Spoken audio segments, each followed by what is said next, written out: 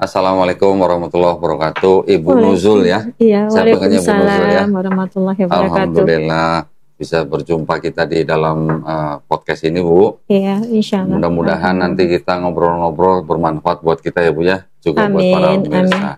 Boleh diperkenalkan, Bu, mungkin nama lengkapnya?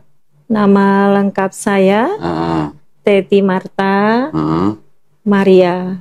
Itu karena kalau waktu Kristen ada dibaptis.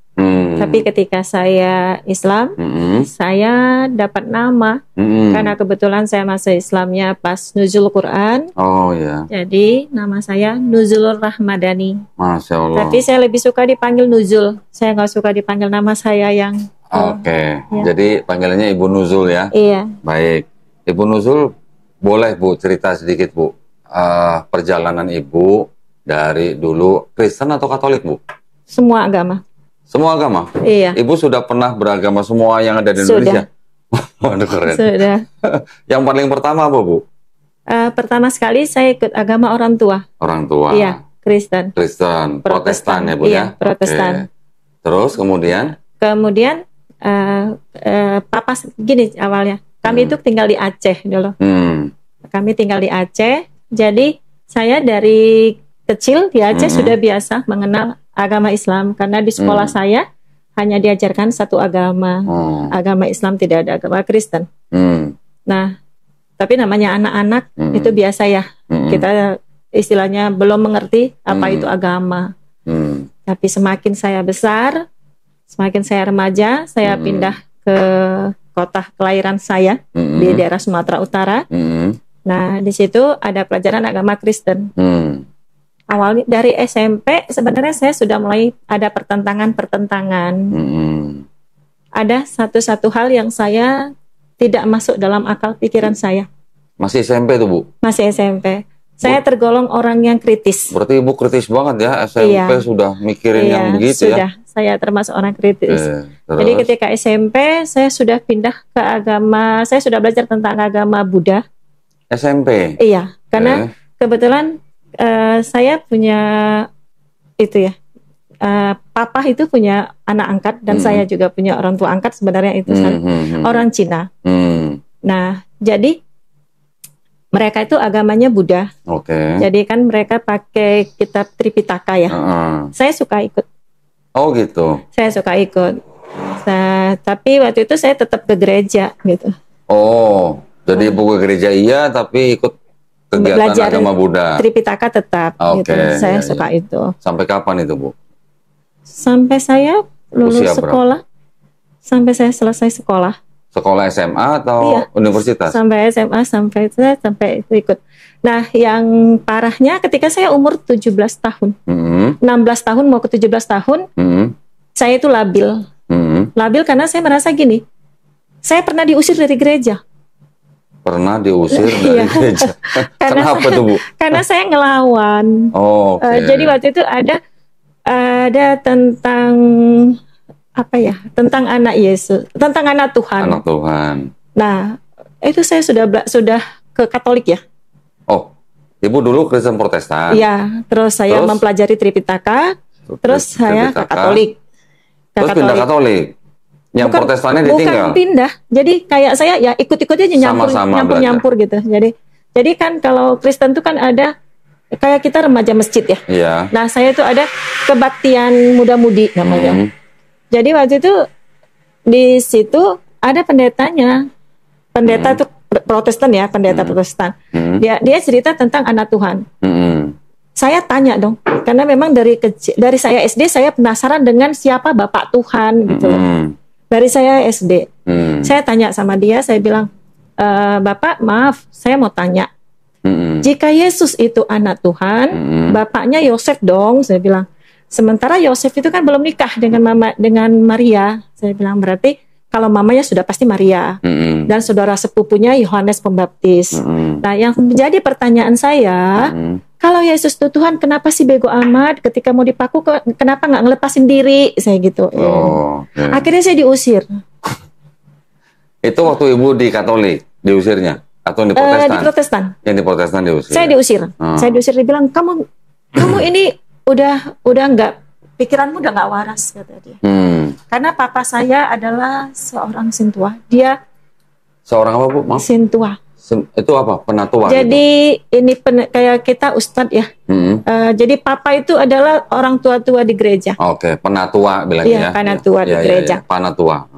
Nah, jadi akhirnya saya diusir karena saya bilang saya bandel. Saat saya diusir ya udah saya keluar aja.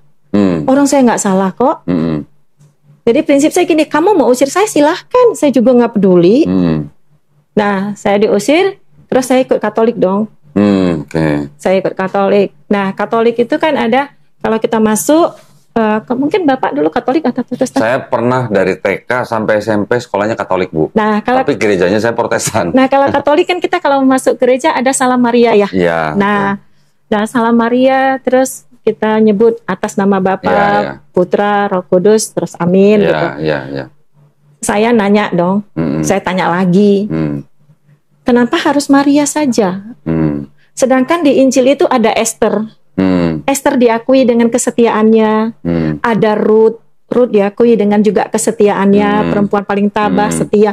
Ada Naomi, Naomi kan, ada Naomi, ada baca lagi Abimelek, anaknya Abimelek kan ada perempuan. Jadi saya bilang gitu, kenapa? Oh, mereka jawab, ya karena Maria yang mengandung Yesus, mengandung Tuhan. Saya bilang, oke. Saya bilang, oke. Tapi Maria itu kan masih keturunannya Esther. Saya gituin.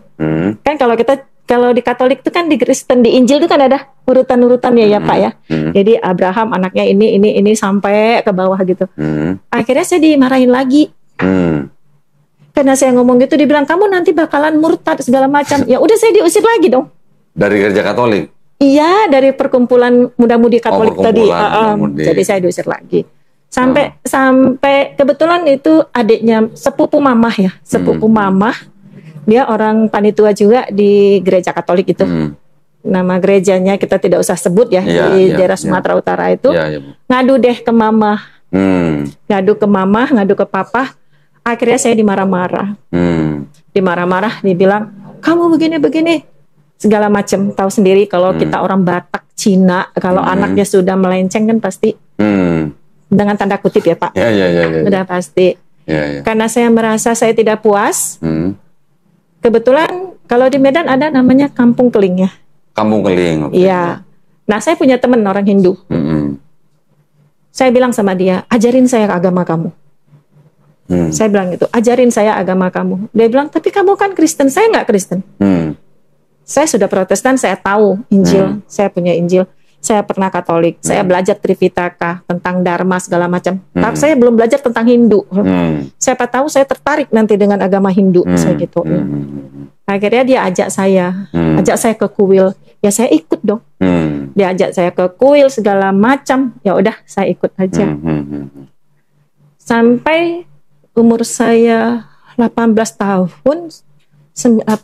mau ke 19 saya masih terombang-ambing dengan beberapa agama. Sampai saya belajar Konghucu. Pernah juga Konghucu? Iya. Jadi saya terombang-ambing dengan agama. Lalu saya pikir gini, kalau saya begini terus, ini nggak benar. Tuhan itu ada, tapi Tuhan pasti tidak mau kalau saya ini tidak menentukan pilihan. Saya ini orangnya keras. Akhirnya saya datangin satu orang ustadz. Saya bilang sama ustadznya gini, ajari saya tentang Islam. Dia bilang gini, tapi kamu harus masuk Islam katanya. Saya bilang saya nggak mau. Saya nggak mau masuk Islam sebelum saya belajar tentang Islam. Kalau Bapak suruh orang masuk Islam dulu, baru mereka belajar, yakin 80% akan kembali ke agamanya. Karena mereka tidak cinta dengan agama itu. Saya bilang gitu. Akhirnya dia tantang saya. Baik, saya ajari kamu, apa yang kamu mau belajar? Saya bilang, apa saja. Apa saja saya mau. Dia bilang, berapa bulan kamu bisa belajar? Saya tantang dia banget. Saya orangnya suka tantangan, Pak. Saya bilang sama dia, 6 bulan saya pasti pinter. Karena saya merasa sok kuat gitu loh, Pak. Saya ini merasa diri saya ini sok pinter karena saya udah tahu agama ini, agama itu. Akhirnya saya diajarin, saya belajar, Saya ngerti, saya pahamin. Jadi waktu itu kalau orang bilang stres, saya pernah hampir stres gara-gara agama. Gara-gara agama ini saya hampir stres. Jadi terus akhirnya udah sesuai perjanjian kan, udah sesuai caranya. Dia tanya, kamu mau masuk Islam enggak? Enggak, saya bilang. Setelah berapa bulan tuh, Bu? Ada sekitar 6 sampai 7 bulanan. Setelah 6 sampai 7 bulan saya diajari sama dia.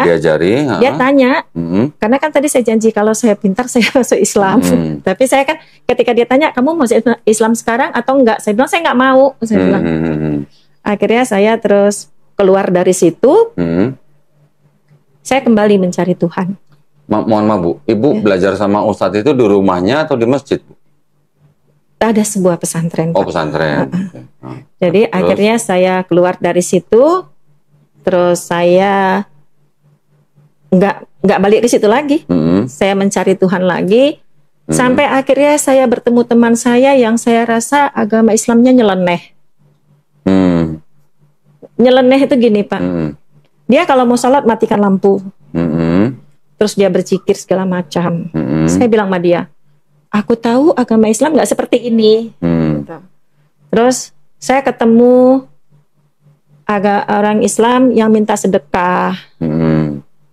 Sementara kalau orang Kristen kan nggak pernah minta sedekah, bikin masjid nggak minta sedekah. Maksud di jalanan. Nggak minta sedekah di jalan-jalanan. Di Manado banyak, Bu, yang begitu, Bu, gereja. Iya, tapi kalau di tempat saya nggak ada yang minta-minta begitu. Jadi saya merasa gini, aku kepingin jadi Islam, aku ingin merubah image ini. Itu sebenarnya, Pak. Aku ingin merubah image Islam yang jika ingin membangun masjid harus minta ke orang gitu. Kenapa nggak malu gitu? Jadi saya sebenarnya saya mencari Tuhan itu timbul dari rasa dendam ya, Pak. Dendam ke siapa, Bu? Dendam ke oknum-oknumnya itu loh. Masa iya sih mau bikin masjid harus minta, kan banyak jamaahnya gitu. Sampai akhirnya saya terus datang, saya bilang, Pak, saya mau masuk Islam. Itu Ibu setelah ketemu orang Islam yang nyeleneh? Yang nyeleneh. Dan saya ngelihat di jalanan tuh banyak orang minta-minta sedekah. Saya sedih, Pak. Jujur waktu itu saya sampai nangis. Saya pikir gini, dalam Al-Quran diajarkan tangan di atas lebih bagus gitu loh. Tangan di atas itu lebih bagus daripada tangan di bawah. Kok kenapa kalian minta gitu? Dan yang ngasih itu kan tidak semua Islam. Saya mikirnya gitu waktu itu. Jadi akhirnya saya dendam ya. Saya pikir gini, aku harus bisa dong ngerubah. Dulu aku guru sekolah minggu, aku bisa ngerubah anak murid aku untuk nggak minta ke Santa Claus, nggak minta apa gitu. Oh, Ibu pernah jadi guru sekolah minggu? Iya. Usia berapa tuh, Bu? Usia 17 tahun. 17 tahun. Yang saya pindah-pindah agama tuh saya tetap guru sekolah minggu karena saya butuh duit gitu, Pak. Itu aja sebenarnya. Nah, akhirnya saya datang, saya bilang, Pak, saya masuk Islam. Ke ustadz yang ngajari Ibu itu? Enggak. Oh, beda ustadz. Saya pindah ustadz yang lain. Saya bilang, Pak, saya mau masuk Islam. Justru ketika saya bilang saya masuk Islam, dia kaget. Dia bilang gini, kamu main-main, kata dia. Kamu bercanda. Karena mereka tahu papa saya itu Kristen yang taat. Jadi saya bilang, memangnya saya bercanda? Saya orang paling keras, Pak. Kalau Bapak nggak mau Islamin saya, ya sudah. Saya gituin. Saya pergi. Saya pergi lagi. Ada berapa hampir setengah tahun ketemu lagi sama dia. Dia bilang, kamu yakin? Setengah tahun saya ketemu lagi sama dia. Dan itu Ibu belum masuk Islam? Belum. Akhirnya dia bilang, kamu benar masuk Islam? Saya bilang, iya. Saya mau masuk Islam. Dia bilang, oke. Tapi ketika kamu sudah masuk Islam, kamu harus belajar, dan belajar. Ya sudah, saya diislamkan. Itu saya diislamkannya di Aceh, tempat di mana saya dulu sekolah SD di situ. Oh gitu. Iya, jadi saya masuk Islam. Setelah masuk Islam, ya udah. Jadi cara saya untuk belajar ketika saya sudah Islam, saya masih belajar, Pak. Karena saya merasa kosong, saya belum ketemu Tuhan kan. Saya hanya masuk Islam karena saya dendam. Sampai suatu malam saya tidur, saya mimpi itu salib jatuh, Pak. Salib jatuh? Iya, jadi saat saya tidur, lapar kan namanya kita kalau udah dari Kristen, orang kita ya bapak kita sama-sama, orang itu kan berarti kan semua tidak ada dikasih apa-apa ya. Saya tidur, terus saya lihat itu salib datang jauh, jauh terus dia jatuh. Saya bangun, saya mikir ini apa? Udah, saya diam aja. Besok paginya saya datang ke masjid karena saya pengen sembahyang. Itu baru saya tahu, baru saya bilang saya mendapatkan hidayah. Aku udah Islam loh, aku udah syahadat. Waktu itu masih bulan puasa, saya kan pas nuzul Quran. Jadi 27 Ramadan, 17 Ramadan, 17 Ramadan. Jadi pas 20 Ramadan itu saya datang ke masjid, kan mau sahur ya Pak. Mau sahur. Saking kepinginnya saya tahu sholat Pak, saya berdiri di pojokan, saya lihat, oh kalau sholat pagi-pagi, saya nggak tahu waktu itu namanya subuh. Oh sholat pagi-pagi cuma 2 kali. Terus nanti kalau mau zuhur saya datang lagi, saya lihat. Oh zuhur begini, begitu seterusnya.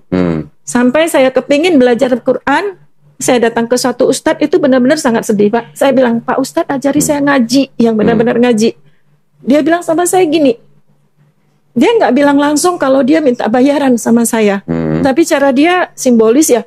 Dia bilang gini sama saya ngajar di sana sekian, ngajar di sini dibayar sekian. Itu saya sedih. Tapi di hati saya dendam. Saya bilang gini dalam hati saya bilang gini, ya Allah, saya memang nggak pintar, tapi saya yakin saya bisa. Saat saya bisa, kasih saya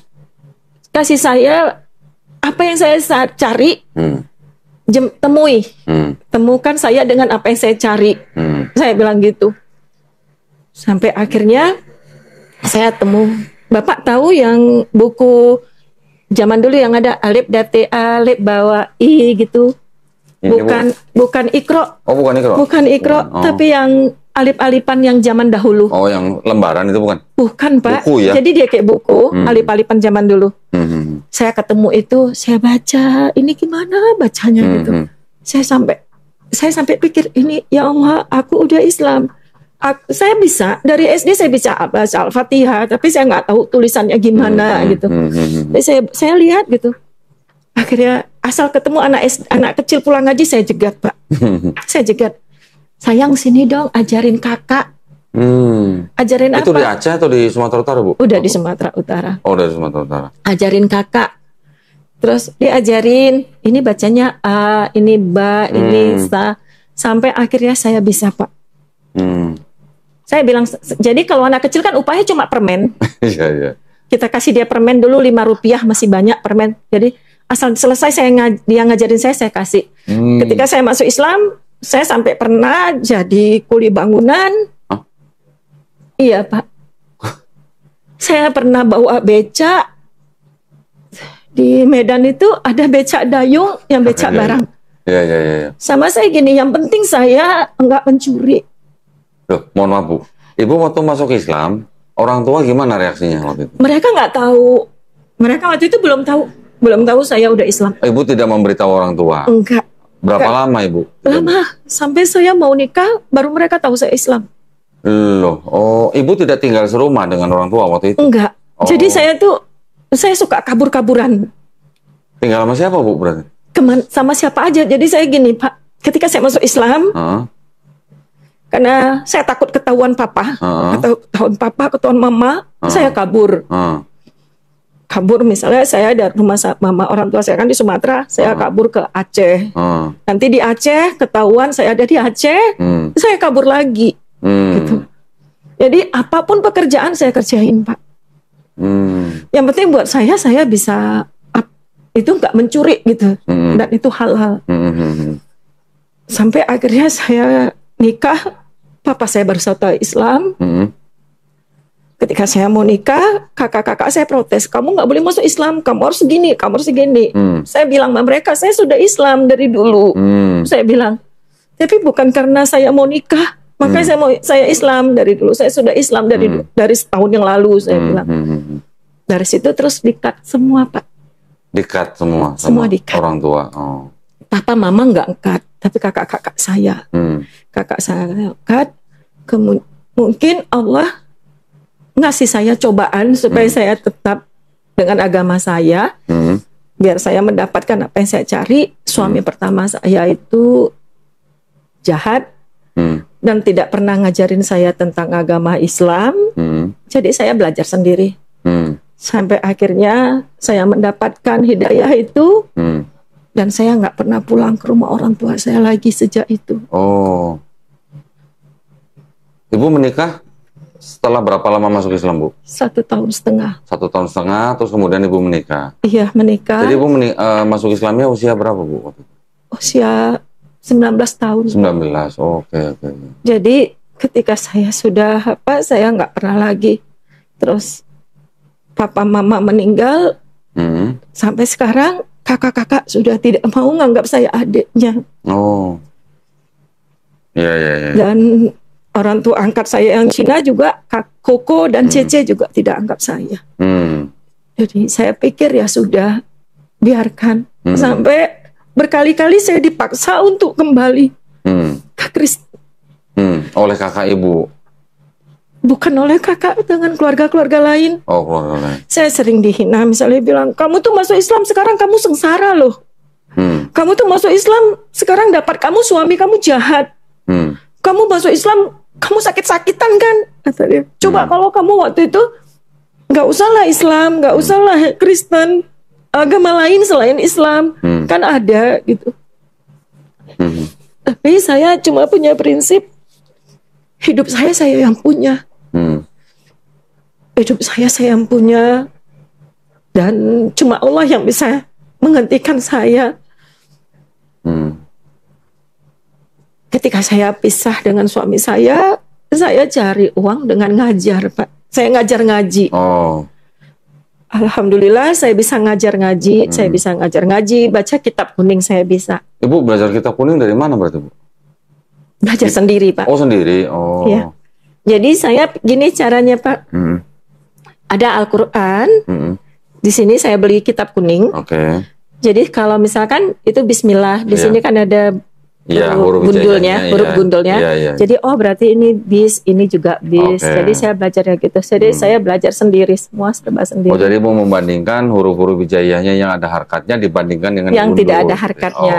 Jadi saya belajar sendiri. Iya. Nah, saya benar-benar waktu itu saya nggak bercadar, Pak. Saya belum bercadar. Saya mendapatkan hidayah kedua pencarian saya ketika ada orang yang bilang saya cantik. Waktu saya ngajar, ada laki-laki Kristen. Dia tahu saya dulu Kristen, dia bilang saya cantik. Itu saya sampai pukul dia. Iya, saya pukul dia. Terus? Memang dia kenal saya, dia bilang ini, kamu cantik. Coba kamu nggak usah pakai jilbab, nggak usah pakai baju begini, kamu pakai baju biasa aja, kamu pasti cantik. Gitu. Banyak kok orang-orang Islam yang nggak pakai baju seperti kamu. Saya marah, saya pukul dia. Saya bilang sama Allah, Allah, apa ini panggilan kedua buat saya? Terus saya pakai cadar sampai sekarang, Pak. Itu sudah lama itu, Bu, ya? Baru, Pak, baru 7 tahun yang lalu. Oh, baru tahun yang lalu. 7 tahun yang lalu. 7 tahun yang lalu. Iya, saya baru pakai cadar. Di Sumatera Utara waktu itu, Bu? Udah di sini. Oh, udah pindah Jakarta. Udah di sini. Waktu di Sumatera Utara saya belum pakai cadar. Saya pernah punya rambut panjang, saya jual buat makan. Astaga. Karena memang sebenarnya ini aib ya, Pak. Kita agama Islam kan nggak boleh membongkar aib mantan suami. Jadi ya itu saya dendam dengan jujur ketika saya dijolimi dengan mantan suami saya yang pertama. Banyak godaan-godaan yang bilang, tuh kan lihat kamu nikah dengan suamimu yang Islam, kamu diginiin. Sekarang kamu tahu kan agama Islam itu laki-lakinya nggak jelas. Nah lihat nih kan kamu diginiin. Coba kamu kembali. Jujur ada sepupu saya seperti itu. Ketika dia nikah masuk Islam, terus suaminya pacaran selingkuh, dia kembali ke Kristen. Dan tidak usah jauh, kakak saya juga seperti itu. Kakak kandung saya. Loh, kakak kandung Ibu pernah masuk Islam? Pernah. Karena menikah? Iya. Terus kemudian masuk Kristen lagi? Balik Kristen karena suaminya. Oh. Jadi seperti itu. Loh, Ibu ada berapa saudara, Bu? Saya banyak Pak, 9. 9, oke. Nah jadi karena itu makanya saya pikir gini, waktu itu saya sempat terombang-ambing Pak, dalam keadaan kalut, saya bawa anak-anak, saya udah nggak ngerti apa-apa, saya cuma mikir gini, ada satu surat dalam Al-Quran yang saya selalu pegang. Surat Maryam ayat 15. 15, oke. Saya selalu baca itu. Doa buat Nabi Yahya ya Bu ya? Iya. Jadi setiap saya merasa putus asa, saya baca itu. Dan saya baca surat Al-Ikhlas. Jadi setiap saya putus asa, akhirnya saya pikir gini, kalaupun aku Kristen, pasti kalau Allah takdirkan aku dapat suami yang jahat, pasti jahat. Iya. Akhirnya saya putuskan hubungan semua dengan keluarga saya, Pak. Itu awalnya, makanya saya langsung memutuskan. Saya bilang dengan kakak-kakak saya, dengan semuanya saya bilang gini, kalian nggak boleh kenal aku, nggak apa-apa. Kalian nggak usah kenal aku, kalian nggak usah anggap aku adik, juga nggak apa-apa. Aku bisa hidup sendiri, aku kuat. Ada Tuhan sama malaikat yang sama aku. Akhirnya mereka sampai bilang gini sama saya, kamu bukan apa-apa kami. Akhirnya saya tarik diri Pak. Berapa kali saya diajak Kristen, dan anak saya pernah. Saya tarik Pak, saya nggak mau. Jadi Ibu yang memisahkan diri dari kakak-kakak saya Ibu ya? tarik diri Pak. Karena kalau saya terus-terusan dekat mereka, saya akan terhina terus. Saya orang yang keras Pak. Saya nggak mau agama saya dihina. Mereka, saya pernah bilang sama mereka, kalian boleh hina saya, kalian boleh sebut saya kebun binatang yang paling kotor juga boleh, tapi jangan hina agama saya. Saya bilang, saya sudah milih, saya sudah pilih agama saya udah menetapkan di sini. Saya nggak pernah minta makan sama kalian.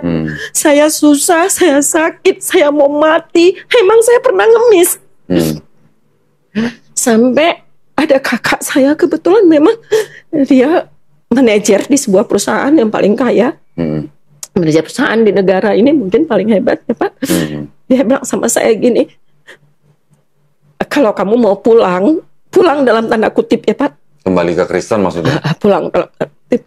Kalau kamu mau pulang, kamu nggak akan susah. Saya bilang, apa kalian yakin? Kalau saya pulang, saya nggak susah. Saya hanya percaya takdir saya dengan Allah. Sekalipun saya dibunuh, kalian datangin saya dengan senjata apapun, saya tetap satu. Kalau badan saya dicincang, hati saya satu. Akhirnya ya sudah, sekarang dari tahun 2010, 2009 sampai sekarang, saya nggak pernah berhubungan dengan mereka Pak. Dan saya juga tidak mau. Berapa kali mereka memang kadang-kadang menghubungi saya, tapi saya nggak mau. Saat saya sakit seperti ini juga, saya pernah cerita sama ibu, saya sakit begini, mereka pernah bilang sama saya gini, dia nyampaikan sama teman saya, sebut nama saya kan mereka, kalau saya mau ikut mereka, mau pulang atau mau baik-baik sama mereka, mereka akan biayain saya untuk berobat. Iya. Saya bilang, selama Allah kasih saya hidup, saya akan hidup. Tapi saat Allah panggil saya, maka saat itu saya mati. Dan saya tidak nyesal. Saya orangnya idealis Pak. Ketika saya butuh darah, saya juga nggak mau minta darah dari saudara-saudara saya yang darahnya sama dengan saya. Saya nggak mau. Saya hanya mau darah dari sesama Muslim. Saya nggak mau itu. Makanya saya nggak peduli. Saya sudah bilang sama mereka, saya boleh miskin harta, Karena harta juga nanti ketika saya mati saya nggak bawa kok. Iya, betul Bu. Saya hanya nggak mau saat saya mati hati saya bercabang lagi. Iya. Saya bilang. Iya, betul. Saya sudah mengalami hati saya bercabang karena saya bimbang. Dan sekarang saya sudah mendapatkan panggilan dari Allah untuk tetap begini. Saya nggak mau bercabang lagi. Iya, iya. Makanya di media sosial saya setiap ada teman-teman saya yang ngajak begini, saya langsung blokir. Saya nggak mau.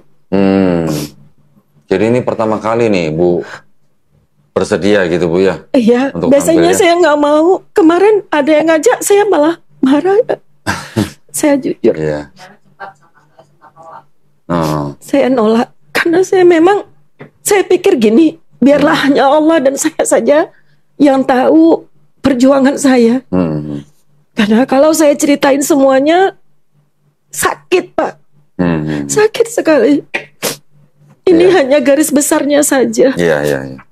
Saya paham sekali Bu. Ya, memang setiap orang punya hak masing-masing ya Bu ya, untuk tidak membiarkan atau menceritakan kisah hidupnya di media sosial. Iya. Tetapi gini Bu, mohon maaf, di dalam media sosial ini juga bukan tempat yang hanya melulu isinya orang hanya hingar-bingar atau hura-hura ya Bu ya. Tetapi media sosial juga bisa menjadi ajang di mana sesama muslim juga bisa saling membantu Bu. Iya. Media sosial juga merupakan alat atau media yang juga efektif untuk berdakwah. Ya Bu ya. Kan kita bisa berdakwah dengan cara apa saja. Mungkin tidak lewat media sosial juga bisa, tetapi dengan media sosial diharapkan kan jangkauannya juga lebih luas Bu. Iya. Ya, jadi